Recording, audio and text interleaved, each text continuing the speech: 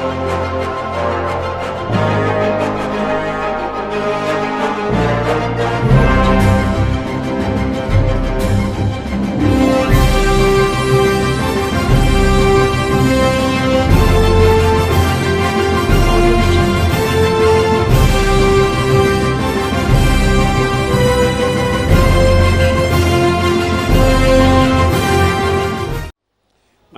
ప్రభువును రక్షకుడైన యేసుక్రీస్తు అతి శ్రేష్టమైన నామాన్ని బట్టి ఆరాధనకి విచ్చేసిన దేవుని బిడ్డలైన మీ అందరికీ పేరు పేరున హృదయపూర్వక వందనాలు. యెషయా గ్రంథం 59వ అధ్యాయము, యెషయా గ్రంథం 59వ అధ్యాయము 20వ వాక్యాన్ని ఒక్కసారి జాగ్రత్తగా చదువుదాం. యెషయా గ్రంథం 59వ అధ్యాయము 20వ వాక్యాన్ని చదువుకుందాం.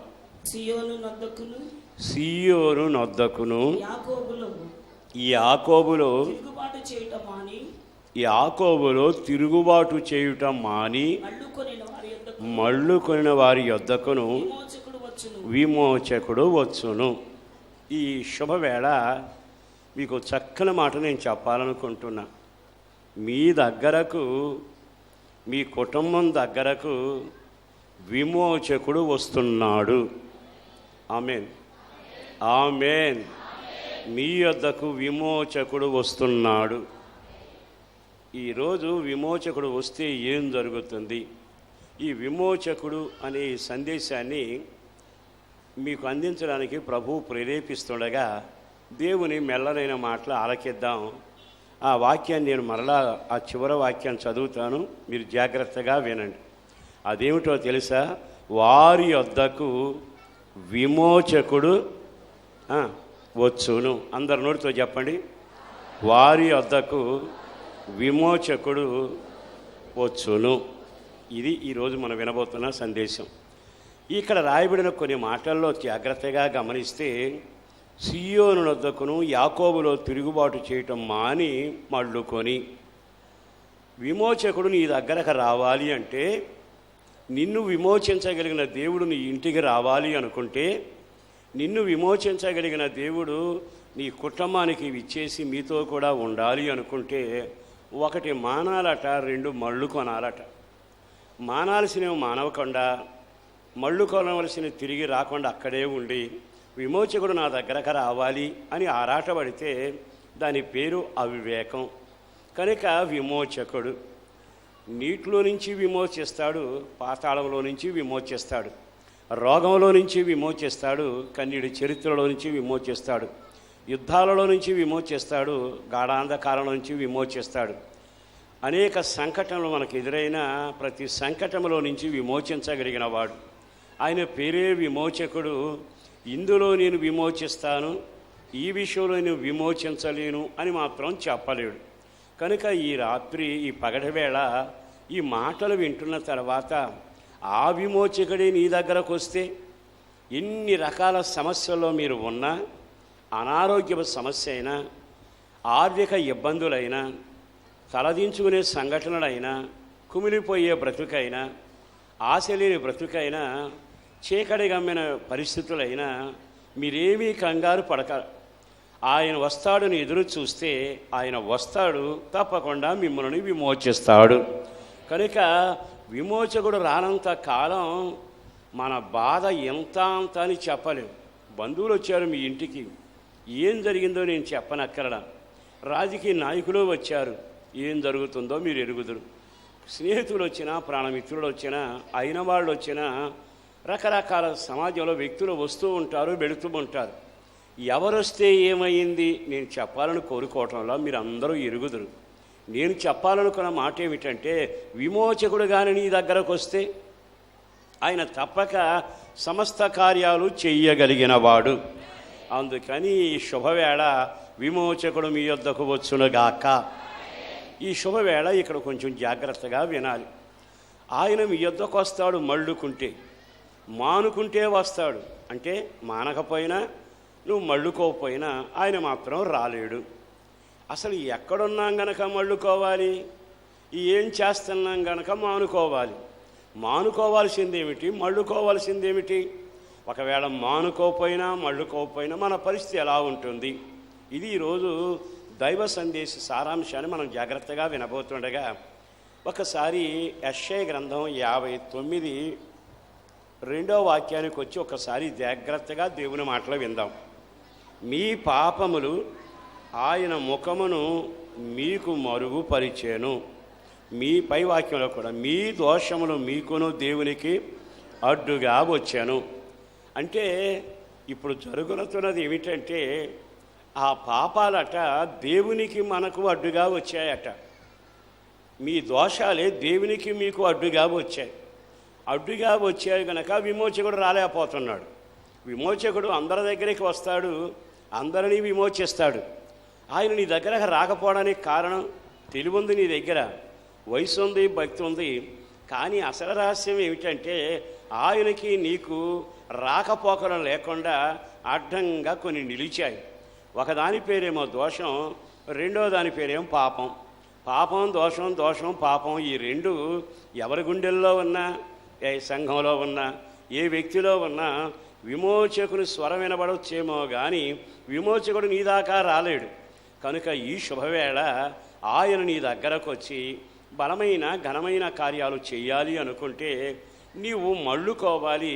మొదలుగా ఆయన నాకు కనబట్టలేదే, ఆయన స్వరం నాకు వినబట్టలేదే, నేను మొర్ర పెడితే ఆయన చెవిలోకి వెళ్ళటం లేదే, దీని అంతర కారణం నేను చేసిన పాపం, నేను కూర్చుకున్న దోషం, ఈ రెండే కదా అడ్డుగా వచ్చాయి అని ఈ రోజున నువ్వు మానుకోవడం మళ్ళుకోవడం అనే కార్యక్రమం ప్రారంభిస్తే ఆయన నేరుగా మీ దగ్గరకు రాబోతున్నాడు. ఆయన తప్పక వస్తాడు, నీ జీవితంలో ఒక అద్భుతం చేసి తీరుతాడు. అయితే వీళ్ళు ఏం చేస్తున్నారో ఒకసారి జాగ్రత్తగా గమనిస్తే వీళ్ళు ఎవరై అంటే ఇశ్రాయేలీయులు. దేవుని పేరు పెట్టబడిన జనాంగం, దేవునితోనే నడుస్తున్నట్టు నటించిన జనాంగం. బైబిల్ బాగా తెలుసు అంటూనే ఉంటారు, ఆచారాలు మా సొత్తు అంటూనే ఉంటారు. మేము ప్రభువులో సాగుతున్నాం అనుకుంటారు, కానీ ప్రభువునకు దగ్గరగా కాకుండా వారు మందిరానికి వచ్చిన మనసు దూరంగానే ఉంటుందని బైబిల్ బోధిస్తుంది. ఈ శుభవేళ ఈ మాటలు వింటుండగా విమోచకుడు లేకుండా నువ్వు ఎంతకాలం జీవిస్తావు? ఆయన పరిశుద్ధుడు, ఆయన రక్షకుడు, ఆయన స్వస్థపరిచేవాడు, ఆయన మేలు చేసేవాడు, ఎన్ని కార్యాలు చేయగలిగిన వాడండి. అన్ని కార్యాలు చేయగలిగిన దేవుడు నీ దగ్గరకు రావాలని ఎన్నిసార్లు తపనపడినా, ఎన్నిసార్లు బయలుదేరి వచ్చినా ఆయన రాలేకుండటానికి కారణం నీ దోషం పాపం. కనుక ఈ రోజైనా అది నువ్వు మానుకొని మళ్ళుకోగలిగితే యేసుదేవుడు విమోచకుడు తప్పక నీ గృహమును దర్శించునుగాక. ప్రతివాని గృహంలో ఆయన అడుగు పెట్టాలి. మరి అట్లాడప్పుడు కొన్ని వాక్యాలు మీకు జ్ఞాపకం చేస్తాను, జాగ్రత్తగా వినండి. 3వ వాక్యం మొదలు పెడదాం. మీ చేతుల రక్తము చేత మీ వేళ్ళు దోషము చేత అపవిత్రమై ఉన్నవి, మీ పెదవులు అబద్ధములు ఆడుచున్నవి, మీ నాలుక కీడును బట్టి మాట్లాడుచున్నది. ఇంతకీ విమోచకుడు మన దగ్గరికి రాకపోవడానికి కారణం ఏమిటి? ఆదివారం వెళ్తున్నాం, వాక్యం చదువుతున్నాం, టీవీలో వాక్యం వింటున్నాం, ప్రార్థనలు చేస్తున్నాం, క్రైస్తవ పేరులో పెట్టుకుంటున్నాం, బైబిలే చదువుతున్నాం. కానీ అసలు విషయం ఏంటంటే దేవునికి నీకు మధ్యలో అగాధంగా ఉన్నది కొన్ని పాపాలు, కొన్ని దోషాలు. అందుకు మొదటి నిర్వచనం ఏమంటున్నాడో తెలుసా? మీ చేతుల రక్తము చేత మీ వేళ దోషము చేత అపవిత్రపరచబడ్డవి, మీ పెదవులు అబద్ధమాడుచున్నవి, మీ నాలుక కీడును బట్టి మాట్లాడుచున్నది. మొట్టమొదటిగా విమోచకుడు మన దగ్గరకు రాకపోవడానికి, నీతి సూర్యుడు మన దగ్గరకు రాకపోవడానికి, స్వస్థపరిచేవాడు మన దగ్గరకు రాకపోవడానికి కారణం ఏమిటంటే నీ నోటి మాట. అక్కడేమో అబద్ధాలు కల్పిస్తున్నారట, కీడే మాట్లాడుతున్నారట. బాగా ఆలోచించండి, ఎంత భక్తి చేసినా నీ భక్తి అంతా తరాజులు ఒక పక్కన పెట్టి నువ్వు పలికిన కీడుకరమైన మాటలు ఉన్నాయే, ఇది మరో పక్కన పెడితే నీ భక్తి తేలిపోతుంది అని చెబుతుంది. మరి అట్లాంటప్పుడు నువ్వు ఎంత ఘనకార్యం చేసి నోటితో కీడుకరమైన మాటలు పలికితే, కీడుకరమైన అనుభవాలు యోచిస్తే, కీడుకరమైన తలంపులతో కొనసాగితే నీవు అనుకుంటున్నావు నేనే రకమైన పాపం చేయటం లేదు అని. ఆయన అంటాడు, ఆ పెదవులేగా నాకు అడ్డంగా ఉన్నాయి, ఆ పెదవుల నుంచి వచ్చే అబద్ధాలను లేనివి కల్పించడమను, విచిత్రంగా కీడుకరమైన మాటలు పలకటం అవి నాకు అభ్యంతరంగాను అడ్డంగా నిలిచాయి. ఈరోజైనా ఈ మాటలు విన్నాకైనా మన వ్యక్తిగత జీవితంలో ఎంత పరిశుద్ధంగా ఉన్నాం, బాప్తిసం పొందాం, కడగబడ్డాం, దేవుని సొత్తు అనుకుంటూ మన పైనాన్ని సాగిస్తూ ఉన్నా మన వ్యక్తిగత జీవితంలో మన మాటలేగా ఆయన దూరం చేస్తూ వచ్చాయి. బైబిల్లో చక్కగా రాయబడింది ఏమిటో తెలుసా? దేవుడు నీతో ఉండి నీ యందు సంచరిస్తూ ఆయన ఆనందంతో నిన్ను చూసి అడుగులు వెయ్యాలి అనుకుంటే మొదట నీ నోటి మాటలు సరి చేయబడాలి. బైబిల్లో ఏముందో తెలుసా? ఒక రోజున దర్శనం కలిగితే ఆ దర్శనాన్ని చూసిన ప్రవక్త అంటాడు, అయ్యో అపవిత్రమైన పెదవులు కలిగిన వాడను, అపవిత్రమైన ప్రజల మధ్యలో నేనున్నాను అంటూ గోలగోలగా ఏడవడం మొదలుపెట్టాడు. నేను వ్యభిచారిణి అనే ఏడవల, నేను ఒక దొంగను అనే ఏడవల, తాను ఏడిచింది ఏమిటంటే అపవిత్రమైన పెదవులు కలిగి కీడుకరమైన మాటలే పలుకుతున్నాగా, అబద్ధాలు లేనివి కల్పిస్తూనే ఉన్నానుగా అంటూ గోలగా ఏడిస్తే దానికి పరిష్కారం ఆ యొక్క బలిపీఠం మీద నుంచి ఒక నిప్పు కణమును తీసుకుని వెళ్ళి పెరుగులో ఒక అతడు తీసుకెళ్ళి అతని పెదవులకు తాకించి, ఇది నీ పెదవులకు తగిలింది గనక ఇప్పుడు నీవు పవిత్రుడవు. అంటే దేవునికి నీకు మధ్యలో అగాధం పోడ్చబడాలి అన్నా, అడ్డుగా ఉన్న పాపదోషాలు చేతుల ద్వారా చేసినవైనా పెదవులతో పలికినవైనా అగ్ని చేత కాల్చబడాలి. ఎప్పుడైతే అగ్ని చేత కాల్చబడుతుందో అప్పుడు ఆయనే నీ గురించి సాక్ష్యం చెబుతాడు, నీ పెదవులు కాల్చబడ్డాయి, నీవు పవిత్రుడు. బాగా ఆలకించండి. గ్రంథాల్లో రకరకాల మాటలు విన్నా ఈ గ్రంథంలో యెషయా గ్రంథంలో ఆ మాట చదివినప్పుడల్లా ఎంత ముచ్చటగా ఉంటుందో తెలుసా? అపవిత్రత పోవాలి అంటే నీ పెదవులు కాల్చబడాలి. అంటే నీ పెదవుల వలన వచ్చే దోషం దేవుని దగ్గరకు నిన్ను రానివట్ల, దేవుని నీ దగ్గరకు రానివట్ల. నువ్వు నరహంతకుడు కాదు, కానీ పెదవుల దోషం ఉంది. ఆ భయంకరమైన వ్యర్థమైన మాటలు ఉన్నవి, లేనివి కల్పిస్తూ ఉన్నావే, భయంకరమైన కీడుకరమైన మాటలు పలుకుతున్నావే, దానిని బట్టి దేవుని నీ దగ్గరకు రానివ్వకుండా చేస్తున్నావు. మనం కొన్నిసార్లు మనుషులను చూసి కీడుకరమైన మాటలు పలుకుతాం. కొంతమందిని చూసి కీడు నోటితో ఊచించి వాళ్ళు నాశనం అయిపోవాలనుకుంటాం. మరలా మోకరించి ప్రార్థన చేస్తాం.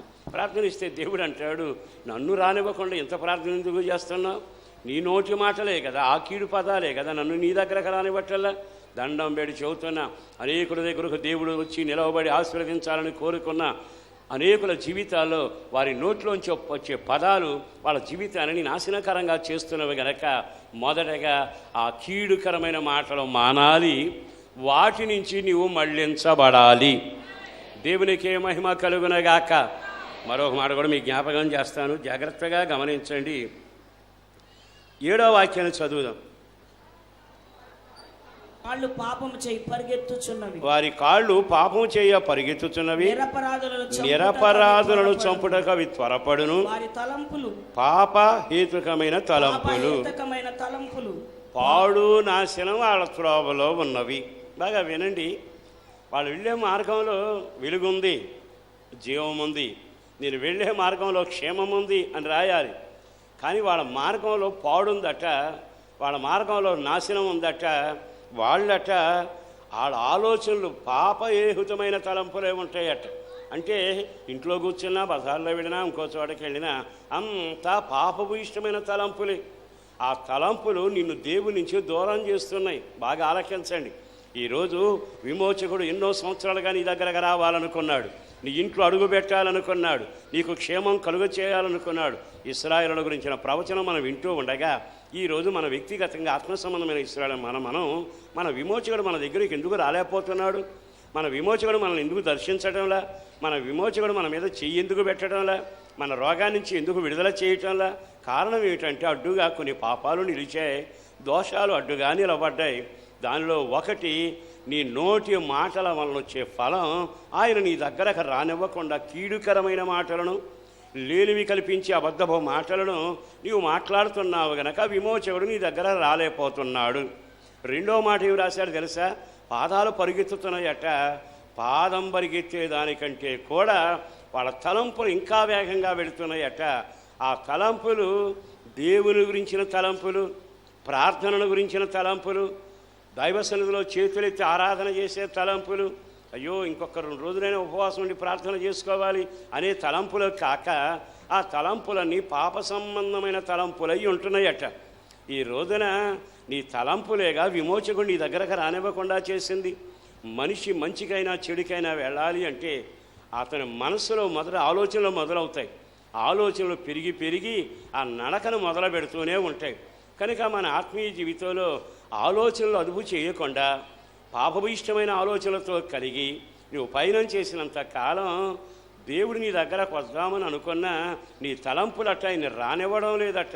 ఈ శుభవేళ నా యేసుని బట్టి చెబుతున్నా, మీ తలంపులు యోగ్యమైనవిను, అవి పవిత్రమైనవిను, ఆత్మ సంబంధమైన తలంపులు కలిగి నీవు కానీ అడుగులు వేయగలిగితే ఆ తలంపులు అంతకంతగా విస్తరిస్తూ విమోచకుడు నేను చూడగానే పరిగెత్తుకుంటూ నీ దగ్గరకు వచ్చేటట్టుగా నీ తలంపులను ఆయన ఆహ్వానించేటట్టుగా ఉండాలి తప్ప నీ తలంపులు భయంకరమైన తలంపులుగా ఉండకూడదు.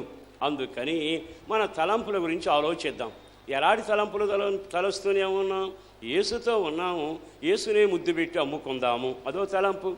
ఏ శిష్యుల దగ్గర శిష్యరకం చేస్తూనే ఉన్నాము, ఆయన వృద్ధుడైపోయాడు, ముసలాయన, అందుకని నేను ఎటుపోయి వచ్చినా పర్వాలేదు అంటూ సన్నిధికి దూరం అయిపోయి కావలసినవన్నీ పోగేసుకుని నెత్తిన పెట్టుకుని వస్త్రాలైనా వెండైనా బంగారమైనా పట్టుకుని వచ్చాడు. కానీ ఆ ప్రవక్త ఏమన్నాడు? నా కళ్ళు మాత్రం మందగిలి నేను ఇక్కడే ఉన్నాను, కానీ నువ్వు బయలుదేరి వెళ్ళినప్పుడు నీతో నా మనసు రాలేదా? నువ్వు మాట్లాడేటప్పుడు బాగా ఆలకించండి, దేవుని మనసు మనం వెంటాడుతుంది, దేవుని కనుదృష్టి మనం వెతుకుతూ ఉంది. అందుకని నీ తలంపుల విషయంలో చాలా జాగ్రత్తగా ఉండాలి. పైకి తెల్లని బట్టలు వేసుకుని అందరి మధ్యలో బాగానే ఉంటూ నేను ఒక భక్తుడిని అనిపిస్తూ సాగినంత మాత్రాన మన జీవితంలో ఆశీర్వాదం కలగదు. కానీ తలంపుల్లో మనకు జయము కలిగిందా? తలంపుల నుంచి ఒక విడుదల పొందామా? చెడ్డ తలంపుల నుండి ఏరడం ప్రమాదకరం. అందుకే ఫిలిప్పీ పత్రికలో చాలా తేటగా పౌలు రాసిపెట్టింది ఏమిటి తెలుసా? మరి విశేషంగా మీ తలంపులకు ఆయన కావలి ఉంటాడు. చదవండి ఆ మాట, ఫిలిప్పీ పత్రిక. ఒక్కసారి ఆ వచనాన్ని జాగ్రత్తగా మనం గమనిస్తే ఏమవుతుందో చాలా తేటగా 4వ అధ్యాయము 7వ వాక్యం, 4:7. అప్పుడు సమస్త జ్ఞానమునకు మించిన దేవుని సమాధానం యేసుక్రీస్తు వలన మీ హృదయములకును మీ తలంపులకును కావలి ఉండును. ఇక్కడ బాగా వినండి, ఏది కావలా ఉంటుందట? సమస్త జ్ఞానమునకు మించిన దేవుని సమాధానం మీ తలంపులకు కావలి ఉండునుగాక. గట్టిగా ఆమేనందాం. కారణం ఏమిటో తెలుసా? దేవుని సమాధానం నీలో ఉంటే ఆలోచనలు సమాధానకరంగా ఉంటాయి. దేవుని సమాధానం నిన్ను ఏలుతూ ఉంటే భయంకరమైన ఆలోచనలు నీ దగ్గరకు రావు. ఎప్పుడైతే దేవునితో సమాధానం, దేవుడిచ్చే సమాధానం నీ కరువు అయిపోతుందో ఆలోచనలన్నీ వెళుతూనే ఉంటాయి. ప్రియ దేవుని బిడ్డలారా, మీరంతా ప్రభువులో సాగుతున్న, ప్రభు రాకూడదు సిద్ధపడుతున్న విశ్వాసులు కనుక ప్రభువు బట్టి చెప్పగలిగిన మాట, మీ కుటుంబాన్ని సమాధానం ఏలుతుందా? చాలాసార్లు భక్తి బాగుంటుంది, ప్రార్థన బాగుంటుంది, కానీ గుండెల్లో సమాధానం లేకపోతే ఆ చెడ్డ ఆలోచనలతో నీవు సాగినంతకాలం విమోచకుడు నీ దగ్గర రాడుగా. మరి ప్రార్థన చేస్తున్నావు, వాక్యం చదువుతున్నావు, దానం చేస్తున్నావు, నియమాలు పాటిస్తున్నావు, అసలు రహస్యం మరి ఎందుకు ఇంటికి దేవుడు రావలేదు? ఆ ఇంట్లో సమాధానం ఆ హృదయాన్ని ఏలడం లేదు. తలంపుల్ని, హృదయాన్ని, ఆ తలంపులని సమాధానం ఏలితే అక్కడ చెడ్డ తలంపులు ఉండక అది పవిత్రమైన తలంపులు కలిగి ఉంటారు కనుక యేసు అక్కడికి వస్తుంటాడు. కనుక ఈ రోజున ఆయన నీ దగ్గరకు రాకపోవడానికి మొదటి కారణం ఏమిటయ్యా అంటే, నీవు లేనివి కల్పిస్తూ కీడుకరమైన పదాలు పలుకుతున్నావు, అదే నీకు అడ్డుబండ. దేవుని నిన్ను దగ్గరకు రానివ్వడం లేదు. రెండవది, నీ పరిగెత్తే పరుగులో వినాశనం ఒక పక్కనుంటే ఆలోచనలు నీ పరుగు కంటే వేగంగా వెళుతున్నాయి. అక్కడ తలంపులు పవిత్రమైనవి కాక దేవునికి ఆయాసం కలుగజేసే తలంపుల చేత ఎడవబడుతూ ఉంటే యేసు ప్రభు శిష్యుడు చేస్తూనే ఉన్నాడు. అదిగో గెహాజీ దైవజనుడితోనే ఉన్నాడు. మనమంతా దేవుని సందులోనే ఉంటున్నాం, కానీ మనం ఉన్నాం, మన తలంపులు ఉన్నాయా? మన తలంపులు మనల్ని ఏలకుండా అయ్యో నా సమాధానం, దేవుని సమాధానం నా తలంపులను ఏలాలి అనే ఒక ఆలోచనలో కలిగి ఉంటే దేవుడు తప్పనిసరిగా నీకు ఒక మేలు దీవెన కలుగ చేస్తాడు. అందుకని విరోధమైన పాపం, అది దొంగతనమే కానీ, వ్యభిచారమే కానీ, త్రాగుడే కానీ, జోదమే కానీ, ఇవన్నీ పాపభూయిష్టమైన ఆలోచనలే. కానీ దాని అన్నిటికంటే నీ నోటితో కీడుకరమైన మాటలు ఎప్పుడూ పలకబాకు. ఒకవేళ కీడుకరమైన పదాలు నువ్వు పలికితే దాని అర్థం ఒక్కటే తెలుగులో చెబుతున్నా, ఏమిటది? దేవా నువ్వు నా దగ్గరకు రాబాకు, విమోచకుడా నా దగ్గరకు రాబాకు అని మనం తలుపులు వేసినట్టు. కీడుకరమైన మాటలు నీ నోట్లోంచి వచ్చాక ఆ కీడును దాటి ద్వారబంధంలోంచే రావాలిగా యేసుదేవుడు. నీ పెదవుల ద్వారంలోంచి కీడు వచ్చింది, ఆ ఇంట్లోంచి కీడుకరమైన మాటలు చెలరేగే దేవుడు ఆ ఇంట్లోకి రాలేకుండా మనం తలుపులు మూసిన వాళ్ళం అవుతాం. అందుకే ఏమోనండి, ఇంతకాలం ప్రార్థన చేశాను, నెమ్మది లేదు, సమాధానం లేదు, ఫలితం లేదు, అంతా వేదనగా ఉంది. కారణం నువ్వు నెంబర్ 1 దోషం అనలా, నన్ను రానివ్వకుండా నీ పెదవులు భయంకరమైన కీడులు పలికాయేగా. రెండవదిగా విమోచకుడుగా నీ దగ్గరకు వచ్చి మేలు చేద్దామనుకుంటే నీవు అతివేగంగా పరిగెత్తే తలంపుల చేత నీవు పాపపు ఇష్టమైన తలంపుల్లో ఉన్నావు, కానీ నా సమాధానం నిన్ను ఏలడం లేదు కదా. ఇంకో మాట కూడా మనం జాగ్రత్తగా చదివితే అక్కడ చాలా చక్కటి మాటలు రాయబడుతుంది. 8వ వాక్యం చదవండి. 8వ వాక్యం, శాంతవర్తమును వారు ఎరుగరు, వారు నడవడిలో, చెప్పండి, వారి నడవడిలో ఏం కనపడదంట? న్యాయము కనపడదు. బాగా వినండి, వాళ్ళ నడకలో న్యాయం కనపడదట. నా దేవుడు ఎవరో తెలుసా? యథార్థవంతుడును న్యాయవంతుడు, ఆయన సమాధానకర్త. వారి నడతలో న్యాయం లేదట, వాళ్ళ మాటల్లోనేమో కీడుందట, వాళ్ళ ఆలోచనలేమో పాపవిష్టంగా ఉన్నాయట. తర్వాత వీళ్ళు మహా తెలివి కలిగిన వాడు. ఏమిటది? వారు తమ కొరకు, చదవాలన్నమాట, వారు తమ కొరకు త్రోవలు కల్పించుకొనుచున్నారు. అంటే వాళ్ళకు వాళ్ళే నిర్మాణకులు, వాళ్ళకు వాళ్ళే కల్పించుకుంటారు. సహజంగా ఇక్కడ రాయబడిన మాట ఏమిటంటే దారి వేశారు, దారిలో నడుస్తున్నాం. కానీ వీళ్ళెవరో తెలుసా? వంకర త్రోవను వాళ్ళే కల్పించుకొని ఇది ఇలా నడిస్తే బాగుంటుంది, ఇప్పుడు ఎవరికి కనపడం కదా, ఎవరికి తెలియదు కదా అంటూ వంకరితనం. నీ జీవితంలో యథార్థత నుండి ఎప్పుడు పక్కకు వస్తావో వంకర ఆలోచనలు పడతాయి. ఆ వంకర మార్గాన్ని సృష్టించకుంటావు. దేవుడు అంటాడు, నేను విమోచకుడిగా ఇంట్లో అడుగు పెట్టాలనుకున్నాను, మాటలు చూస్తే దారుణంగా ఉన్నాయి, తలంపులు చూస్తే హద్దు మీరాయి. చివరికి వాళ్ళు శాంతవర్తులు అంటే శాంతం అనేది అక్కడ కనబట్టలేదు. చివరికి వాళ్ళు ఎంతలో వాళ్ళు అయ్యి అంటే న్యాయం వాళ్ళ ఇంట్లో కానీ వాళ్ళ మాటల్లో కానీ కనబడనివ్వటంలో. అన్నిటికంటే బాధాకరమైన విషయం ఏమిటో తెలుసా? ఇదిగో వాళ్ళకి వాళ్ళే దారేసుకుంటున్నారు. నేను లోకమునకు వెలుగై ఉన్నాను, నేనే మార్గం అయి ఉన్నాను. నేను మార్గం అయితే వాళ్ళు అంటారు నీ మార్గం కాదు, మేము కూడా మార్గాలు వేసుకోగలం, మేము కూడా దారి చేసుకోగలం, మేము కూడా నడవగలం. అంటే ఒక వస్తువుని చక్కగా పనివాడు నిర్మించి గవర్నమెంట్ ముద్రిస్తే దానికి డూప్లికేట్ తయారు చేసినట్టే. కానీ దేవుని వర్తమానం, దేవుని మార్గం ఒకటి ఉంటే వంకర మార్గం అపవాది కలుగజేస్తుంటాడు. ఇప్పుడు నువ్వెవరవో తెలుసా? భక్తిలో ఆరితేరిన వాడవే, కానీ ఏ విషయంలో ఆరితేరావు? నీకు నీవే దారి వేసుకుంటున్నావు. నేనే దారి, నేనే మార్గం, నేనే సత్యం ఆయన చెబితే అది వాస్తవమే. కానీ ఆయన నేను కూడా నీలాంటి దారి వేయగలను. వంకర తవరను కల్పించుకొని గెహాజీ వెళ్ళాడు, ఆకాను వెళ్ళాడు. చెప్పాలంటే మనుషులంతా వంకర దారిలో వెళుతూ వచ్చారు. ఒరిగి తెచ్చిన దానికంటే తగలబడి తావటం ఎక్కువైపోయింది. ఈ శుభవేళైన దేవుని చిత్తానికి విరోధమైన వంకర త్రోవను కల్పించి నీకు సమర్థించుకుంటూ ఈ మార్గం బాగానే ఉంది అని అనుకుంటూ ఉంటే లోతు గవిని దగ్గర ఉన్నాడు. కానీ ఏం జరిగింది?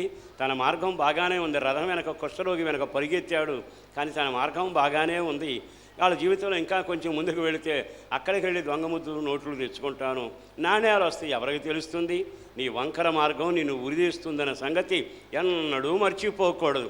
అందుకని విమోచకుడు ఎందుకు నీ దగ్గరకు రావడం లేదు? ఒకటి వంకరతనం.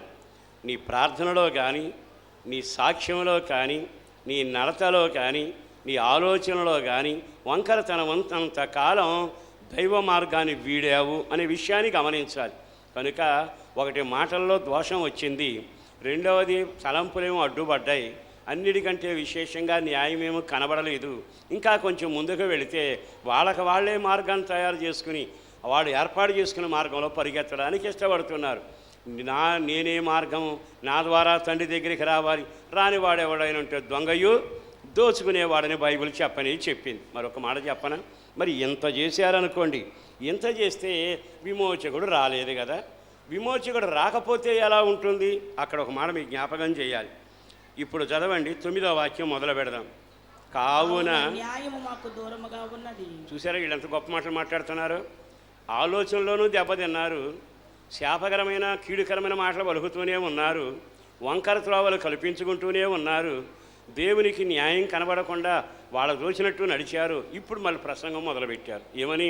మాకు న్యాయము దూరముగా ఉన్నది, నీతి నీతి మమ్మల్ని కలుసుకోవడం లేదు. వెలుగు కొరకు మేము వెలుగు కొరకు కనిపెడుచున్నాం కానీ చీకటే ప్రాప్తిస్తుంది. మేము గోడ కొరకు గుడ్డివారి వలె తరుములు ఆడుచున్నాము. ఎందుకు వచ్చింది నీ కుటుంబానికి తడులాటం? నీ మార్గం ఎందుకు తడులాటగా మారింది? నీ జీవితంలో న్యాయం నన్ను కలుసుకోవట్లేదు, నీతి నన్ను దగ్గరికి రావటం లేదు, గోడ కోసం చేయి పెడుతున్నాం, గోడ ఎక్కడో కనబడటం లేదు, ఆధారం కొరకు ఎదురు చూస్తున్నాం, అల్లాడిపోతున్నాం, మీరు కొరకు ఎదురు చూస్తున్నాం, గుంటలో పడుతున్నాం. ఈ పాట ఎందుకు వచ్చింది? ఈ కార్యక్రమం మారడానికి కారణం దేవునికి నీకో మధ్యలో అడ్డుబండలు కొన్ని ఉన్నాయి. అడ్డుబండలు తొలగించినంత కాలం నీ జీవితంలో విమోచకుడు నీ దగ్గరకు రాలేడు గనక ఆయన తప్పనిసరిగా రావాలి అనుకుంటే ఇవన్నీ మాని వీటి నుంచి మళ్ళుకొని నీవు సీయోనులో ఉన్న దేవుని యొద్దకు తిరిగి రాగలిగితే ఈరోజు అద్భుతం జరగబోతుంది. ఈరోజే కార్యం జరగబోతా ఉంది. ఈరోజే నీకు మేలు జరగబోతా ఉంది. ఇంతకాలం శాపం అనుభవించిన, కన్నీళ్ళు అనుభవించిన, దుఃఖం అనుభవించిన, నామకార్థ జీవితంలో నష్టం అనుభవించిన, చరిత్ర తిరగబడుతున్న రోజు ఈరోజు. నా దేవుడు నిన్ను కూడా కనికరించునుగాక, ప్రతివానిని కనికరించునుగాక. మానుకొని చెప్పండి ఏమిటది? మానుకొని మళ్ళుకొని. మానుకోవడం మొదలు పెట్టాలి, తర్వాత మళ్ళుకోవడం మొదలు పెట్టాలి. ఎప్పుడైతే నీవు ఆ కార్యాన్ని మొదలు పెడతావో నీ జీవితంలో దీవెనకరమైన అనుభూతి చక్కగా జరుగుతూనే ఉంటుంది. ఇంకొకసారి ఆ వాక్యాన్ని చదువుదాం. 11వ వాక్యం చదవండి. మేమందరం ఎలుగు బంట్ల వలె బొబ్బరించుచున్నాము. మేమందరము ఎలుగు బంట్ల వలె బొబ్బరించుచున్నాము. నేను కానీ ఇక్కడ నిలబడి మీరు ఎలుగు బంట్లు అన్నారనుకో, మీరు ఊరుకుంటారా?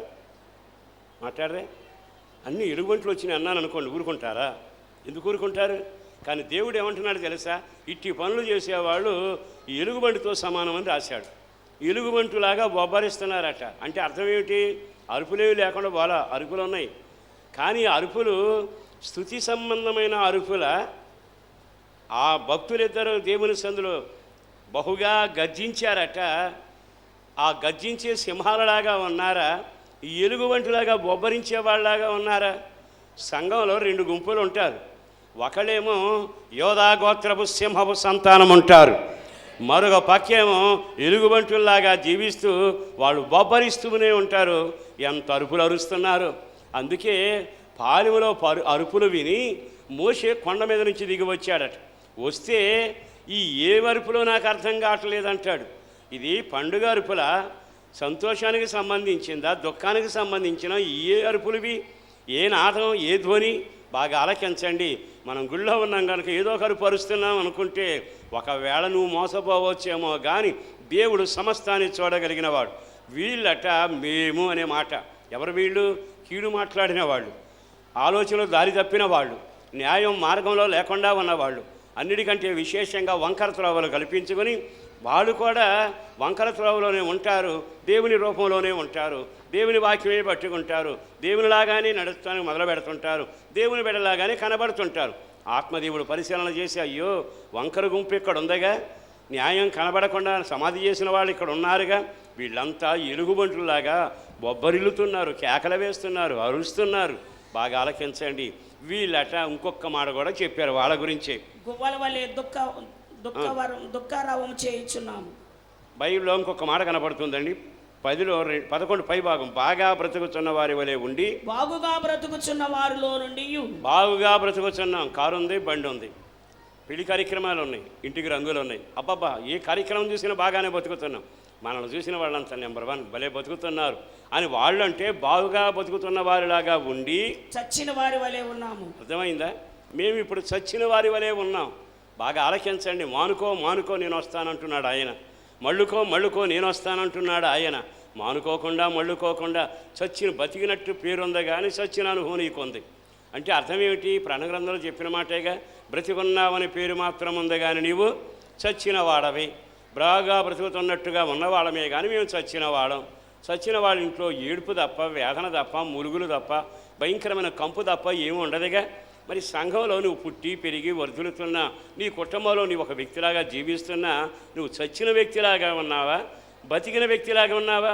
బాగుగా బతుకుతున్నట్టుగా ఉండి చచ్చిన వారిలాగా జీవించడం ఎంత బాధాకరం. ఈ రోజైనా ఈ మాటలు విన్నాకైనా విమోచకుడు నీ దగ్గరకు రాకపోతే గోడ కోసం తడువులాడినట్టే ఉంటుంది. నీతి నిన్ను కలవదు, మేలు నీకు జరగదు, చీకటి పోదో, వెలుగు ఆవరించదు, బ్రతికిన బ్రతికంతా వేదనకరంగా మిగులుతుంది. కనుక ఈ రోజైనా నీవు కానీ మళ్ళుకోగలిగితే, నీవు కానీ మానుకోగలిగితే, ఇక మీదట నేను చచ్చిన వాడనయ్యా నన్ను జీవింపచేయమని అడగగలిగితే ఆయన తప్పక నిన్ను బ్రతికించగలిగిన వాడు. అందుకొని అవి మానుకొనండి, జీవం కలిగిన దేవుడైన యెహోవా వైపు మీరు తిరగండి.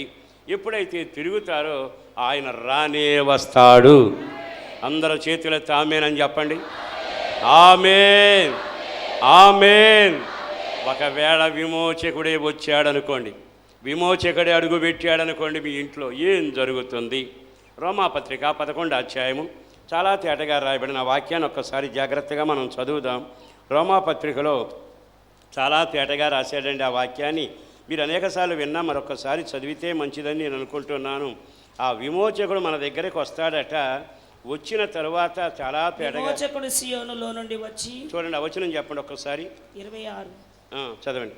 వారు ప్రవేశించినప్పుడు విమోచకుడు సియోనులో నుండి వచ్చి యాకోబులో నుండి భక్తిహీనతను తొలగించును. యాకోబులో నుండి భక్తిహీనతను తొలగించును. రోమాపత్రిక 11వ అధ్యాయము 26వ వాక్యాన్ని చదివారు. జాగ్రత్తగా బైబిల్ ఉన్నవాళ్ళు తీయండి. రోమాపత్రిక 11వ అధ్యాయము 26వ వాక్యం. ఇప్పుడు చదవండి. విమోచకుడు సియోనులో నుండి వచ్చి, విమోచకుడు సియోనులో నుంచి వచ్చి యాకోబులో నుండి భక్తిహీనతను తొలగించును. విమోచకుడు వస్తాడు, వెండి పళ్ళెం ఇస్తాడు అని రాయలా. విమోచకుడు వస్తాడు, మిమ్మల్ని గొప్పవాడుగా చేసేస్తాడు అని రాయలా. ఏమని రాస్తుంది? ఆ విమోచకుడు వస్తాడు, నీలో ఉన్న భక్తిహీనతను తొలగిస్తాడు. ఇప్పుడు ఆమేన్ చెప్పండి. విమోచకుడు రావడం మంచిదా కాదా? చాలా ఇబ్బందికరంగానే ఉంది. విమోచకుడు రావడం మంచిదా కాదా? ఎందుకని? వచ్చినవాడు ఏం చేస్తాడండి? పెళ్లి ఏర్పాటు చేస్తానని రాయలా, బిల్డింగ్ ఏర్పాట్లు చేస్తానని రాయలా. ఏమని రాశాడు? భక్తిహీనతను. అందరు ఆమేనానండి. అంటే విమోచకుడికి అర్థమైంది నీలో భక్తిహీనత ఉందని. నువ్వు కాదన్నా, అవునన్నా, కుదరదన్నా, లేదన్నా ఆయన మాత్రం వస్తాడు. వచ్చిన వెంటనే చేసే పని ఏమిటి తెలుసా? నీలోని భక్తిహీనత. బాగా ఆలకించండి. ఈ భక్తిహీనతను ఆయన తొలగించడానికి వస్తాడు.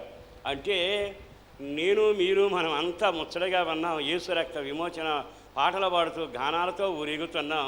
కానీ ఎత్తబడే సంఘంలో కూడా భక్తిహీనత ఉంది. సియోనులో పాపులు దిగులు పడుతున్నారు అంటూ రాస్తున్నాడు. సంఘమే కానీ అందులో కూడా ఇదిగో అపవిత్రత కొంత ఉన్నది. నీలో నేను చూశాను, నీ మీద నా క్షారం పెట్టి నీలోని మస్సును నేను తొలగిస్తాను అంటూ ఎన్నిసార్లు దేవుడు మాట్లాడాడు. అంటే భక్తిహీనతలోనే ఉండి భక్తి చేస్తున్న గుంపుగా ఉన్నారు. కనుక ఈ రోజున ఆ విమోచకుడు ఈ ఆరాధనకు వచ్చి నిలుచునగాక. ఆ విమోచకుడే నీ ఇంట్లో అడుగుపెట్టునగాక. ఈ విమోచకుడే ప్రతి వారు ఈ మాటలు వింటున్న వారందరి జీవితంలో అడుగుపెట్టునగాక. రావటం ఆయన కొన్ని కార్యాలు చేస్తాడు. 7 కార్యాలు చేస్తాడు. నేను 7 ఈరోజు చెప్పడం లేదు, కానీ ఒక కార్యం ఏమిటయ్యా అంటే భక్తిహీనతను, చెప్పండి ఆ మాట చదవండి, భక్తిహీనతను తొలగించును. ఇష్టపడ్డ వాళ్ళు ఆమేన్ అనండి. ఆమేన్ అంటే అవునుగా కంటే నాలోని భక్తిహీనతను తొలగించయ్యా. దేవుడు కానీ భక్తిహీనతను తొలగిస్తే నీ జీవితం ఫలభరితంగా మారుతుంది, దీవెనకరంగా మారుతుంది, ఆశీర్వాదకరంగా మారుతుంది. ఎత్తబడే గుంపులో విమోచన గానాలతో ఊరేగే గుంపులాగా ప్రభువు నిన్ను చేయబోతున్నాడు. సరే, భక్తిహీనతకు ఉండే లక్షణాలు, భక్తిహీనుడికి ఉండే కొన్ని లక్షణాలు చెబుతాను. ఆ లక్షణాలు చెప్పాక మీకు భక్తిహీనత ఉందో, భక్తిహీనులాగా ఉన్నారో, మామూలుగా ఉన్నారో మీకు మీరే ఆలోచించుకోనండి. ఒకవేళ భక్తిహీనత లేకపోతే దేవునికి మహిమ కలుగునగాక. ఒకవేళ భక్తిహీనత ఉంటే ఆ భక్తిహీనుని లక్షణాలు మీలో నుండి తొలగించునగాక. 73వ కీర్తనలోకి పెడుతున్నాం. కీర్తనాకారుడు రాసిన 73వ కీర్తనలో చాలా తేటగా రాసిన భక్తిహీనుని యొక్క లక్షణాలు అందులో చాలా తేటగా రాసి పెట్టాడు. అవి మీతో చెబుతాను. చూడండి, భక్తిహీనుల క్షేమము నా కంటబడినప్పుడు అని మొదలు పెడదాం. భక్తిహీనుల క్షేమము నా కంటబడినప్పుడు 73:3 కీర్తనాకారుడు రాసిన 73వ కీర్తన 3వ వాక్యంలో ఇలాగున రాయబడి ఉంది. భక్తిహీనుల క్షేమము నా కంటబడినప్పుడు, భక్తిహీనుల క్షేమము నా కంటబడినప్పుడు గర్వించు వారిని బట్టి నేను మత్సరపడి తిని, వాళ్ళని చూసి మత్సరపడి తిని, మరణమందు వారికి యాతన లేవు, వారు పుష్టిగా ఉన్నారు. ఇతరులకు కలుగు ఇబ్బందులు, నేను చదువుతాను, ఇతరులకు కలుగు ఇబ్బందులు వారికి కలగవు, ఇతరులకు పుట్టినట్లు వారికి తెగులు పుట్టదు. ఇతడు భక్తిహీనుని చూశాడట. అందరూ చూడండి, భక్తిహీనుని చూస్తే భక్తిహీనుడట ఎంత ముచ్చటగా ఉన్నాడండి, ఎంత ఆహ్లాదకరంగా మాట్లాడుతున్నాడు. అతను చూసి అన్నాడంటే ఇతనికి బాధలు ఉండవు, ఇతనికి ఏ రోగాలు రావు, ఇతనికి అంతా క్షేమంగానే ఉంటుంది. ఎంత హాయిగా ఉన్నాడని, కష్టాలు ఏమి లేవండి, ఆనందంగా ఉన్నాడు, సంతోషంగా ఉన్నాడు, అంత నిబ్బరంగా ఉన్నాడు, ఎంత హోందాతనంగా ఉన్నాడు అంటూ భక్తిహీనుడి గురించి భక్తి కలిగిన వాడు చూసి అంటున్నాడు, అయ్యో ఇతరే బాగున్నాడే, పుష్టిగా ఉన్నాడు, ఈ ఆసనలు లేవు, బాధలు లేవు, ఉద్యోగం లేదని బాధ లేదు, రాబడి లేదని బాధ లేదు, ఆనందం లేదని బాధ లేదు, అన్నీ సమృద్ధిగా ఉన్నాయి కదా అని భక్తిహీనుడి గురించి ఇతడు తలపోస్తూ ఉన్నాడు. అతను ఎలా ఉంటాడో కొన్ని లక్షణాలు రాసి పెట్టాడు అక్కడ. చదవండి. కావున గర్వం కంఠాహారం వలె వారిని చుట్టుకొనుచున్నది. భక్తిహీనులు వింటున్నారన్నమాట. భక్తిహీనత, భక్తిహీనుడు, వీళ్ళ లక్షణాలు మొదటి లక్షణం ఏమిటి తెలుసా? అక్కడ చాలా తేడాగా రాశాడు. అందరట బంగారాన్ని మెడలో వేసుకుంటారు, మీకు తెలుసుగా. కొన్ని బంగారం లేకపోయినా చిలకల పూడి దాకానే పోతారు. కారణం అంటే ఏదో రకమైనది మెడలో ఉండాలి. కానీ భక్తిహీనుల మెడలోనట ఏముంటుంది? గర్వము కంఠాహారం వలె చుట్టుకొనుచున్నది. బాగా ఆలకించండి. కంఠాహారం వలె బంగారపు నగ వేసుకున్నట్టుగా గర్వాన్ని మెడ చుట్టూ వేసుకున్నారు. దేవుడు విమోచకుడు మీ దగ్గరకు వస్తున్నాడు, వచ్చి మీలోని భక్తిహీనతను తొలగించును. అందరూ ఆమేనండి. భక్తిహీనకి ఉండే లక్షణాలు రాశాడు. వాళ్ళట బంగారం ధరించే రోజులు అయిపోయిందట, కానీ మెడ చుట్టూ గర్వం ఉంటుందట. గర్వాన్ని కంఠాహారంగా ఆడు నడిస్తే ఆ నడుకలోనే గర్వం కనపడద్దండి. వారు మాట్లాడితేనే గర్వం కొట్టొచ్చినట్టు కనపడుతుంది. వాళ్ళు చెయ్యి చాపినా, ఒకళ్ళ వైపు తేరి చూసినా వాడి కంటి చూపులో గర్వం విచ్చలవిడిగా కనపడుతుంది. ఇది భక్తిహీనుల లక్షణం. ఈయన వచ్చేమంటాడు తెలుసా? నా సంఘం వినయం కలిగింది అయి ఉండాలి, విధేయత కలిగింది అయి ఉండాలి, లోబడగలిగింది అయి ఉండాలి, ప్రేమ కలిగినది అయి ఉండాలి. గర్వంగా అహంకారంగా ప్రవర్తించేది నా సంఘం కాదుగా.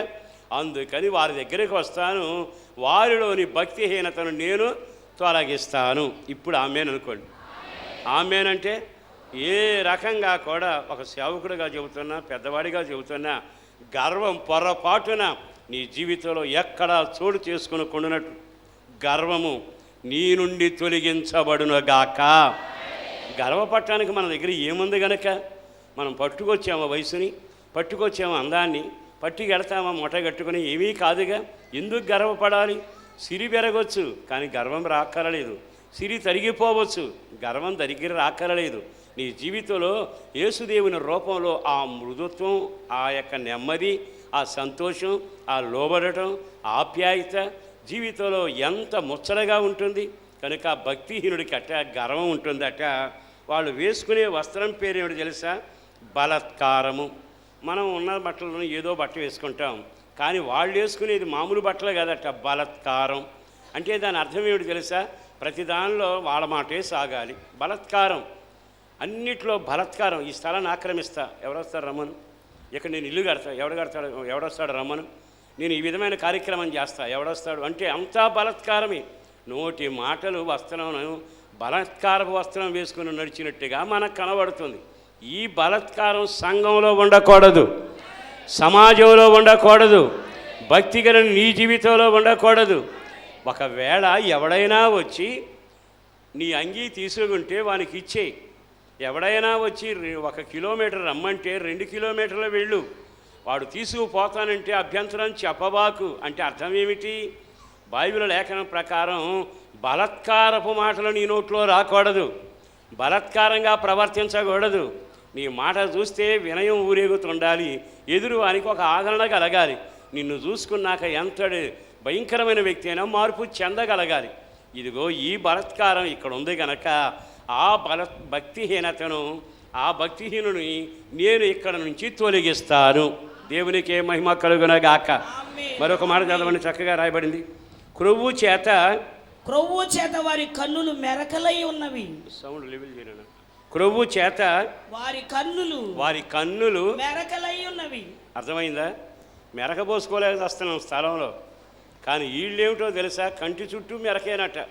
అక్కడ చక్కగా రాశాడు, క్రొవ్వు చేత కన్నులు ఏమైనాయి అంట, మెరకొచ్చినాక బాగా ఒళ్ళొచ్చి పొట్టొచ్చి బాగా అయిందనుకోండి, ఆ మనిషిని చూడాలనుకుంటే మామూలుగా చూడలేవు, వాడు కూడా మనలాగా చూడలేడు. కారణం ఏమిటంటే మెరక. ఈ రోజున క్రొవ్వు బట్టి ఆధ్యాత్మికమైన జీవితంలో మనం ఏమై ఉండాలో తెలుసా, మన క్రొవ్వు అంతా బలిపీఠ మీద కాలిపోతూ ఉండాలి. మనం దేవుని సన్నిధిలో విధేయత కలిగి కాల్చబడుతున్నట్టు ఉండాలి.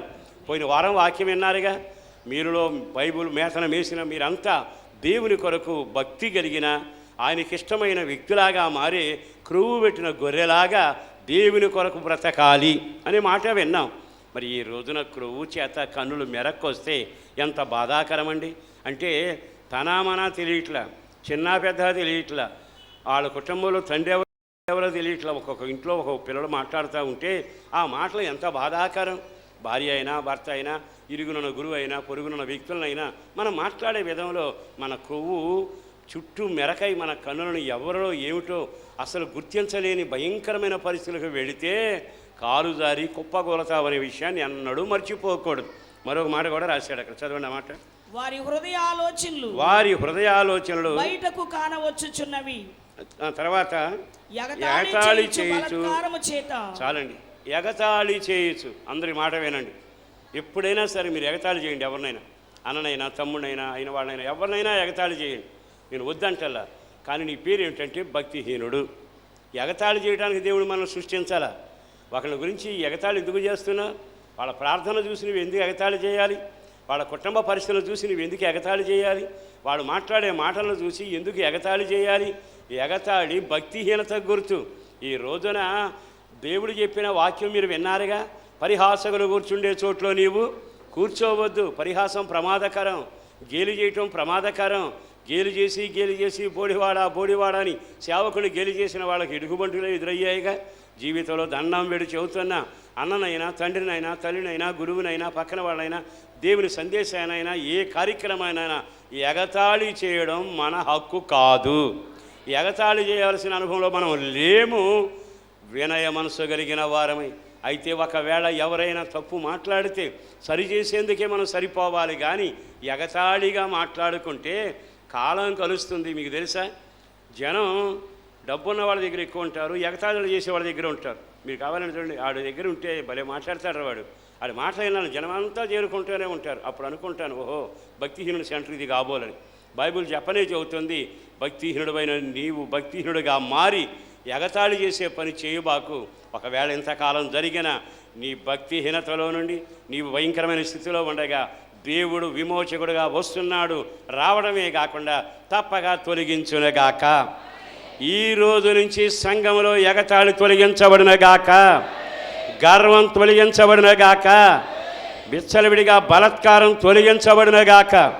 ఇంకొక మాట కూడా చదువుదాం, వాక్యం చదివి ముందుకు వెళదాం. తర్వాత చదవాలి రాయబడింది, గర్వముగా మాట్లాడుదురు ఆకాశము తట్టు. చెప్పండి, ఇక కింద ఉన్నాడు కనపడరు, అంతసేపు ఆకాశం మీదే. అంటే నిన్నటి వరకు మనం పనికొచ్చాం, ఇవాళ మనం పనికిరాం, చూపంతా పైనే. బాధాకరమైన పరిస్థితి. ఎందుకో పరిశుద్ధాత్మ దేవుడు ఈ అధ్యాయంలో ఎంత తేటగా రాస్తూ వచ్చాడు. ఇంకా కొంచెం మీదకు వెళితే వాళ్ళు వాళ్ళ నాలుకట భూసంచారం చేయను. విమానం టికెట్ లేదండి దానికి. ఇక ఏమిల్లో వెళ్ళిపోద్ది, ఎక్కడ పడితే ఆడికి వెళ్ళిపోద్ది. కొంతమందిని కూర్చోబెట్టి పలకరించండి, ఈనాడన్నా లేటుగా ప్రింట్ అవుద్ది అంతే. కానీ వీళ్ళు కానీ మాట్లాడటం మొదలు పెడితే ఆడ సంగతి ఆ ఇంటి సంగతి, ఈ ఇంటి సంగతి, ఆడ సంగతి, వీళ్ళ సంగతి, అబ్బాబ్బా. కొంతమందిని చూస్తే నాకు అట్లాడోళ్ళ సంగతి వింటున్నప్పుడల్లా నొసలు చిట్లించాలనిపిస్తుంది. కారణం ఏంటో తెలుసా, మనం ఏమై ఉన్నాం, మన బతికేమిటి, మన ఇంట్లో మన గోల మనం సర్దుకోలేక వస్తున్నాం, మనకున్న అప్పులు తీర్చుకోలేకపోతున్నాం, మన ఇంట్లో సమస్యలే మనకు భయంకరమైన పెడబొబ్బలు పెట్టే పరిస్థితిలో ఉన్నాయి. ఎదురువాని గురించి నువ్వు ఎలా మాట్లాడగలుగుతున్నావు? ఒక్కసారి నా తప్పు నేను తెలుసుకోవాలి, మీ తప్పు మీరు తెలుసుకోవాలి. ఎవరింట్లో ఎవరికి లోపం లేదు, ఎవరింట్లో ఎవరికి సమస్య లేదు, ఎవరింటికంటికి ఆ కన్నీళ్ళు లేకుండా అయిపోయాయి. కానీ పరిహాసం ఎలా చేయగలుగుతున్నా? ఒక్కసారి ఎదురు అని పరిహాసం చేసేటప్పుడైనా భూలోక సంచారం చేసే నాలుక కలిగి ఊరు వాళ్ళందరి సంగతి చెబుతున్నాం. మరి మీ ఇంట్లో సంగతి ఏమిటి? బాగా ఆలకించని ప్రియ దేవుని బిడలారా, చాలాసార్లు మన భక్తిహీనతకి ఇది నిదర్శనం. మనం అనుకునేది ఏంటంటే అబ్బా నెంబర్ 1గా మాట్లాడుతున్నాడు. కారణం ఏంటంటే భక్తిహీనుడు. ఒకవేళ ఇట్లాంటి లక్షణం నీ జీవితంలో ఉంటే ఈ పగటి వేళ విమోచకుడు నీ దగ్గరకు వచ్చునగాక. వచ్చిన వెంటనే ఆ విమోచకుడు నెమ్మదిగా భక్తిహీనతను తొలగించునగాక. మీరు ఎప్పుడైనా గుర్తుపెట్టుకోనండి, తమ లోపం ఎరగకుండా, తన ఇంట్లో ఉన్న సంగతులు గుర్తు చేసుకోకుండా, తనకొచ్చిన బాధలు, తనకు తగిలిన దెబ్బలు ఏమి కట్టించుకోకుండా ఎదురు వారి గురించి తీగలు తీసి రాగాలు తీసి మాట్లాడుతుంటారు. అప్పుడు అనుకోవాలి నెంబర్ 1 భక్తిహీనుడు ఇది కాబోలని. కారణం ఏమిటో తెలుసా? మన బైబిల్లో మన పెద్దవాళ్ళు ఏం చెప్పారు? ఇంట గెలిచి రచ్చగలవండి అన్నాడు. అంటే అర్థం ఏంటి? నీ ఇంట్లో ఉన్న పరిస్థితి నువ్వు సరి చేసుకో. అట్లాగా రచ్చగలుగుతాలని ఆలోచిస్తే ప్రమాదకరం. అదే భక్తిహీనుల లక్షణం అని బైబిల్ చెప్పగానే చెబుతుంది. అందుకని ఈ లక్షణాలన్నీ నీ జీవితంలో ఉంటే ఆ విమోచకుడు వస్తున్నాడు, ఈ భక్తిహీనతను తొలగించునగాక. అందరూ చేతులెత్తి ఒక్కసారి గట్టిగా హల్లెలూయా చెబుదాం. చెప్పండి హల్లెలూయా. ఈ రోజు నుంచి విమోచకుడు మన మందిరంలో సంచరించునగాక. ఆయన మాటలు వింటున్న వారి మధ్యలో ఆయన సంచరించునగాక. లైవ్లో ఉన్న వాళ్ళందరి జీవితంలో విమోచకుడు సంచరించునగాక. దుమ్ము ధూళి బలహీనత భయంకరమైన గర్వం అహంకారం అంతా తోసివేయబడునగాక, తొలగించబడునగాక. ముచ్చడైన కడగబడిన సంఘం మాత్రమే ఆత్మచేత సిద్ధపరచబడునగాక. అందుకని మీరు మానుకుంటారా? మీరు మళ్ళుకుంటారా? మన్నుకుంటే మాత్రం ఆయన వస్తాడు. వచ్చినాక జరిగేది ఏమిటో తెలుసా? ప్రతి విధమైన భక్తిహీనతను ఆయన తొలగిస్తాడు. దేవుడిని ఆశీర్వదించునగాక. ఇంతకాలం తొలగించాలనుకున్నావు, నోటికి కళ్ళెం పెట్టుకున్నావు, నీ వల్ల కారణం ఏమిటో తెలుసా? నా యేసుని బట్టి బ్రతిమలాడుతూ దండం పెట్టి చెబుతున్నా. నాకు బాగా పరిచయం ఉన్న కుటుంబాన్ని గురించి ఒక మాట చెబుతాను, బాగా వినండి. అతను మన ప్రార్థనా మందిరానికి వస్తూ ఉండేవాడు. అతను మాటకారి, మహా నేర్పరి. అతడు కొన్ని సంవత్సరాలుగా కొన్ని సమస్యలతో బాధపడుతూ వచ్చాడు. ఆ తర్వాత నేను ఇంటికి వెళ్ళాను వాళ్ళకి ప్రార్థన చేద్దామని. ప్రార్థన చేస్తుండగా వాడి భార్యాభర్తలు చాలా బాధపడ్డారు. అయ్యా ఈ సమస్యలు పరిష్కారం కావటం లేదు, చాలా రోజుల నుంచి ఎలాగే ఉంటున్నాయి అని అనగానే నేను అన్నాను, నేను ఒక్క మాట అడుగుతాను, దానికి సమాధానం చెప్పండి అని. బైబిల్లో మీ సమస్యలకు పరిష్కారం కలగాలి అంటే దేవుడు విమోచకుడుగా మీ ఇంటికి రావాలి. దేవుడు విమోచకుడిగా మీ ఇంటికి రావడానికి తగిన రీతిగా మీరు ఉన్నారా అని అడిగా. అంటే బాగానే ఉన్నామండి, మారు మనసు పొందాం, బాప్తిసం పొందాం, దేవుని బిడ్డలుగా జీవిస్తున్నాం. వెంటనే ఆ ఇంటి ఇళ్ళలో ఒకే మాట అంది, అయ్యా ఈయనకి ఎంత వయసు వచ్చింది కానీ ఈయన ఎంత భయంకరమైన మాటలు మాట్లాడుతాడనయ్యా. ఒకరిని కించపరిచేటట్టుగా విచ్చలవిడిగా మాట్లాడటం.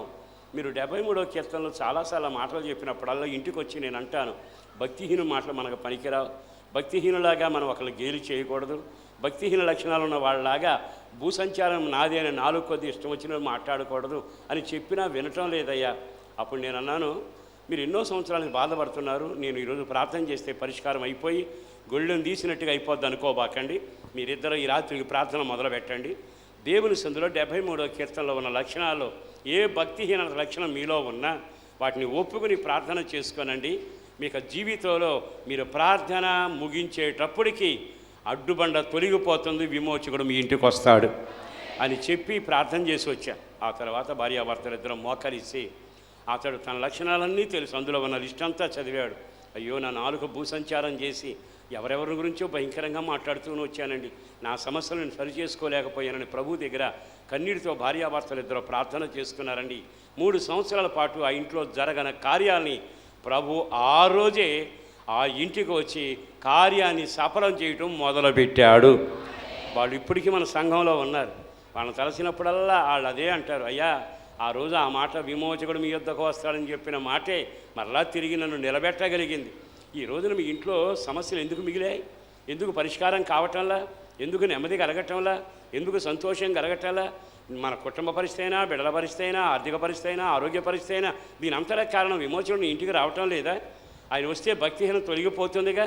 ఆ మాటలు చెప్పి వాళ్ళ ధైర్యపరిచాక ఇప్పుడు వాళ్ళ కృపలో స్థిరంగా ఉన్నారు. మరలా మీకు నేను చెప్పగలిగిన మాట ఒక్కటే, విమోచకుడు మీ యొద్దకు వచ్చునుగాక. మొదటిది వస్తాడు, ఆ విమోచకుడు నిన్ను భక్తిహీనత నుంచి విడుదల చేస్తాడు. రెండవ మాట యెషయా గ్రంథం 59వ అధ్యాయము 21వ వాక్యాన్ని చదువుదాం. యెషయా గ్రంథం చాలా తేటగా వాక్యాన్ని చదువుదాం. నేను వారితో చేయు నిబంధన ఇది. వారితో నేను చేయు నిబంధన ఇదే. అంటే దేవుడు విమోచకుడు నీ ఇంటికి వచ్చాక భక్తిహీనతను తొలగిస్తాడు, మొదటి కార్యం. రెండో కార్యం ఏమిటో తెలుసా? నిబంధన చేస్తాడు. అందరూ ఆమేననండి. కుడి చేయి పైకెత్తి ఆమేననండి. దేవుడు మీతో నిబంధన చేయునగాక, మీ పిల్లలతో నిబంధన చేయునగాక. అక్కడ చక్కని మాట అన్నాడు, వారితో నేను చేసే నిబంధన ఇదే. నీ మీదనున్న నా ఆత్మయు నేను నీ నోట ఉంచిన మాటలను నీ నోటి నుండి, నీ పిల్లల నోట నుండి, నీ పిల్లల పిల్లల నోట నుండి ఈ కాలం మొదలుకుని ఎల్లప్పుడూ తొలగిపోవు అని. ఎన్నడూను తొలగిపోవు. గట్టిగా ఆమేనండి. ఇప్పుడు దేవుడు ఒక నిబంధన చేస్తున్నాడు. ఆ నిబంధన మనలాగా 3 నెలల అగ్రిమెంట్ కాదు. ఆయన ఏ నిబంధన ఎవరిగా చేసినా యుగ యుగాలు స్థిరపడే ఉంటుంది. అబ్రహాంతో నిబంధన చేశాడు, నెరవేర్చాడు. యాకోబుతో నిబంధన చేశాడు, నెరవేర్చాడు. తన ప్రజలతో ఆయన నిబంధన చేశాడు, నెరవేర్చాడు. క్రొత్త నిబంధనలు యేసుక్రీస్తు రక్తం ద్వారా నిబంధన చేశాడు. ఆ నిబంధన ఫలితంగా మనం అంతా ఆ దీవెనలన్నీ చాలా కాలం అనుభవిస్తాం. అది దేవుని చిత్తం. ఇక్కడ కూడా మళ్ళుకున్న వారికి నిబంధన, మానుకున్న వారికి నిబంధన, భక్తిహీనత తొలగిపోయిన వారితో నిబంధన. వచ్చి నిబంధన చేసి ఏమంటాడు తెలుసా? నీ మీదనున్న నా ఆత్మ నేను నీ నోట్లో ఉంచిన మాట బాగా ఆలకించండి. ఎప్పుడైతే నువ్వు మానుకొని మళ్ళుకొని దేవుని వైపు తిరుగుతావో ఆయన నీతో నిబంధన చేసి అంటాడు. 2 పదాలు జ్ఞాపకం చేశాడు. మొదటిదేమో భక్తిహీనత తొలగిస్తాను అన్నాడు. రెండో దీవెన ఏమిటో తెలుసా? నీ మీద నా ఆత్మను ఉంచి. ఆమేన్. నీ మీద నేను ఆత్మను ఉంచాను. అందరూ ఆమేన్ అనుకోండి. దేవుని ఆత్మ మీ మీద ఉంచాను, ఆ ఆత్మను నేను తొలగించాను.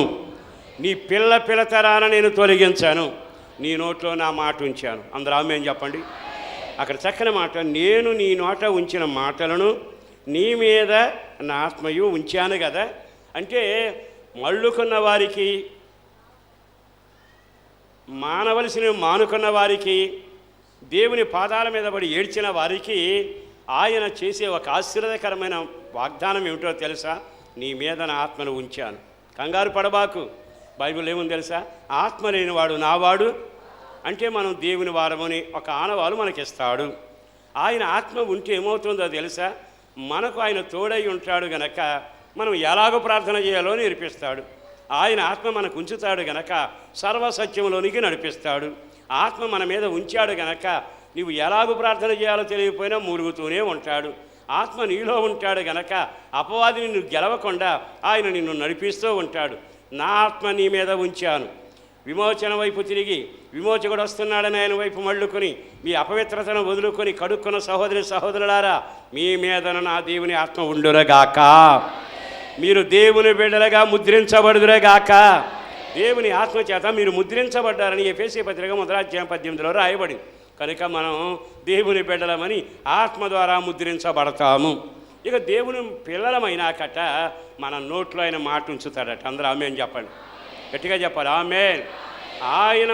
ఆయన మాట మన నోట్లో ఉంచుతాడు. అందులో రాసింది, నేను నీ నోట ఉంచిన మాట. మీరు అదే అధ్యాయంలో కొంచెం ముందుకు వెళితే, నా మాట నీ నోట్లో ఉంచి నా చేతి నీడలో నిన్ను దాచాను. కనుక ఎప్పుడైతే మనం మళ్ళుకొని ఆయన వైపు తిరిగి వాక్యానుసారంగా జీవితాన్ని మొదలు పెడతామో వెంటనే ఆత్మను ఉంచుతాడు. అభిషేకం కలిగిన మాటలు మన నోట్లో ఉంచుతాడు. దేవునికే మహిమ కలుగునగాక. ఇప్పటి వరకు పొడి మాటలు, ఇప్పటి వరకు లేని మాటలు, ఇప్పటి వరకు వ్యర్థమైన మాటలు, ఇప్పటి వరకు కీడికరమైన మాటలు అవన్నీ యేసునామమున లయపరచబడునగాక. ఆత్మ మాటలు నీలో ఉండునగాక. జీవం కలిగిన మాటలు నీ నోట్లో ఉండునగాక. శక్తి కలిగిన మాటలు నీ నోట్లో ఉండునగాక. ఆయన నీ నోట్లో ఆ మాట ఉంచాడు.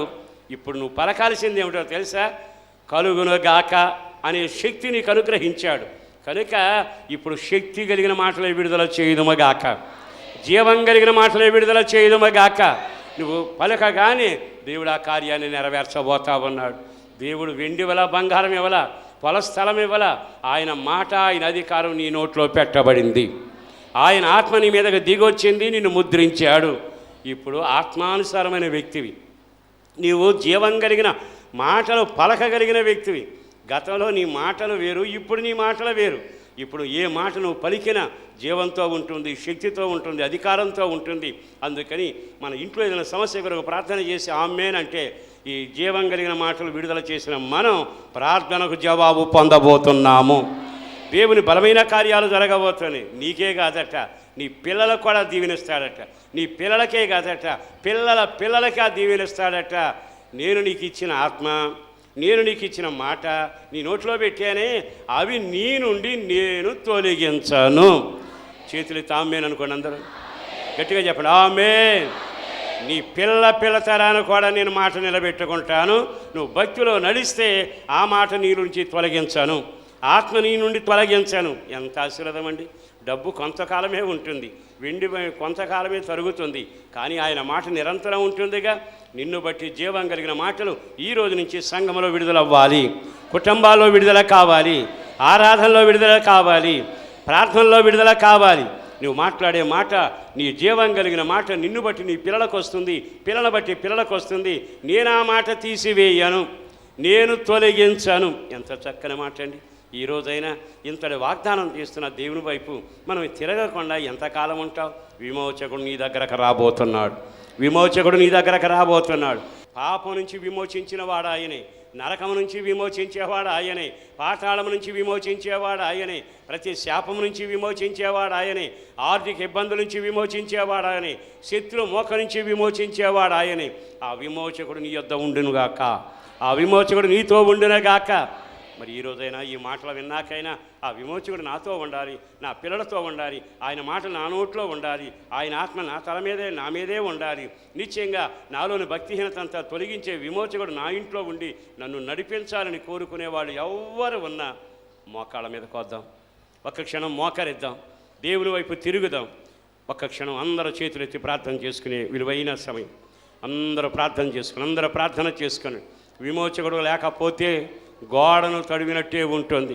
విమోచకుడు లేకపోతే నీతి దూరంగానే ఉంటుంది. విమోచకుడు లేకపోతే బతికొన్నానని పేరుంది కానీ చచ్చిన వాడిగానే ఉంటావు. విమోచకుడు నీ దగ్గరకు రాకపోతే నీ జీవితం శూన్యంగానే మిగులుతుంది. ఈ రోజైనా ఈ మాటలు విన్నాకైనా ఒక్క క్షణం దేవుని వైపు చేతులెత్తి ప్రార్థన చేసుకుందాం. మీ కొరకు ప్రార్థన చేయబోతున్నాను.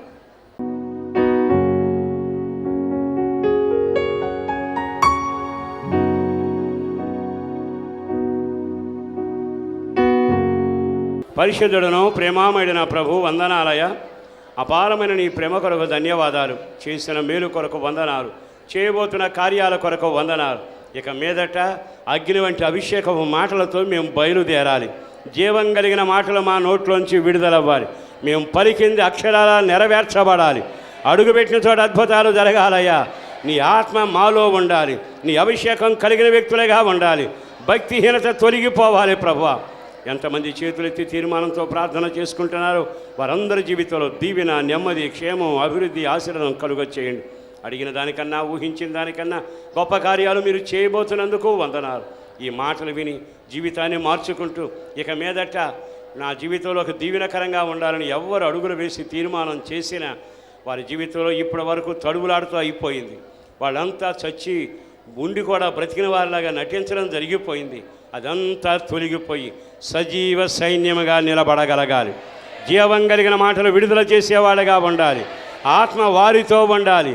భక్తిహీనత విడిచి వెళ్ళిపోవాలి. విమోచకుడు వారిని నడిపిస్తూ ఉండాలి.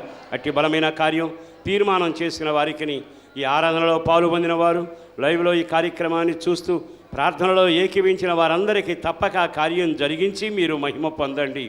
విమోచన గీతంతో నడిపించబోతున్న దేవుడవు నీవు. తలల మీద నిత్యానందాన్ని ఉంచబోతున్నందుకు వందనాలు. బలమైన కార్యాలు జరిగించి మహిమ పొందుతూ మీరు చేయమని యేసు శక్తి కలిగిన నామాన ప్రార్థించి వేడుచున్నాము తండ్రి. ఆమేన్, ఆమేన్. తండ్రి అయిన దేవుని యొక్క ప్రేమ, కుమారుడైన యేసుక్రీస్తు కనికరం, పరిశుద్ధాత్మదేవుని అన్యోన్య సహవాసం ఇప్పుడును ఎల్లప్పుడును ఆయన కృప సదాకాలం సమృద్ధిగా తోడయ్యుండునుగాక. ఆమేన్, ఆమేన్, హల్లెలూయా. మీ ఇంట్లోకి అద్భుతం జరగబోతుంది సహోదరుడా, మీ ఇంట్లోకి అద్భుతం జరగబోతా ఉంది. ఊహకు మించిన ఘనకార్యం చేయబోతా ఉన్నాడు. వ్యాపించబడబోయే గడియాలు వచ్చాయి. సంపూర్ణ రాత్రి ఉపవాస ప్రార్థన ప్రతి నెల 15వ తేదీ రాత్రి 9 గంటల నుండి హోసన్నా మందిర్ హనుమాన్ జంక్షన్ నందు జరుగును. రండి, మీ దుఃఖములు సమాప్తములను. దైవజనులు వాక్య పరిచయం చేసి రోగుల కొరకు ప్రత్యేకమైన రీతిలో ప్రార్థనలు చేయుదురు. మీ అందరికీ ఇదే మా ప్రేమపూర్వక ఆహ్వానం. వివరములకు మా ఫోన్ నెంబర్ 08656242751.